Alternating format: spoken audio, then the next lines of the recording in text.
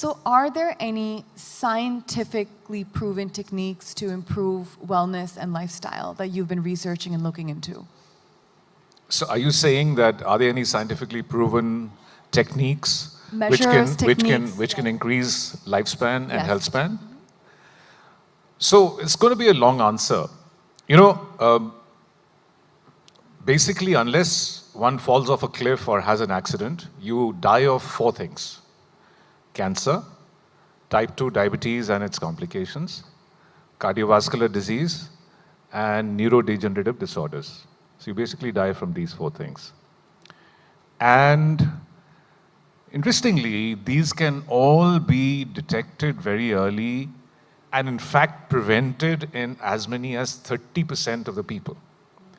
So, which means that we have to change our focus in all the healthcare institutions from just treating people with serious diseases to actually promoting wellness and positive health.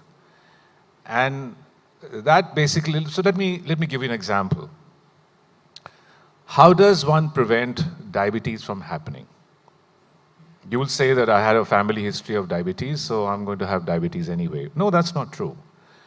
Before you diagnose to have diabetes, which means that your blood sugar level remains high, your test called HbA1c goes to 6+, you're actually 5.8. Before that, you're 5.7 at some point in your life. So the pre-diabetic status starts at 5.7.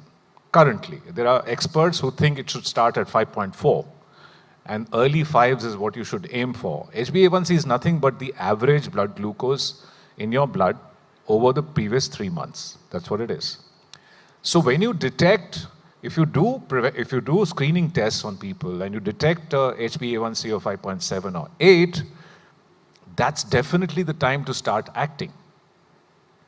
The other thing is that diabetes itself is a killer, but there are other things which are called metabolic risk factors, which means hypertension, which means being obese, that means having a high waist circumference, having bad lipids, triglycerides, low HDL, and so on. These are the risk factors, so-called metabolic risk factors, that add to the risk of cardiovascular disease. So when you have these, you can do simple interventions with diet, with exercise, with sleep, with emotional health improvement, and simple drugs and supplements that would prevent you from actually going into the disease phase. And if you're already into the disease phase, then it will prevent the disease from advancing and treat it early. That is a long answer to your short question. That would increase your health span because you will be healthy, and that will increase your lifespan. So if you can prevent people from getting the diseases that kill them, then obviously you will enhance longevity and you will enhance healthy longevity, which means that you may live that long, but you may be healthy only that long. So it's called squaring the longevity curve, which means you're healthy for as long as you live. And that's going to happen when you detect the early indicators of future disease. So not just people over 50 or 55 need testing. People who are 30, 40 should think about their next 40 years, not just the next 10 years. That is the shift of focus that is needed among medical practitioners and institutions to actually enhance health span and lifespan.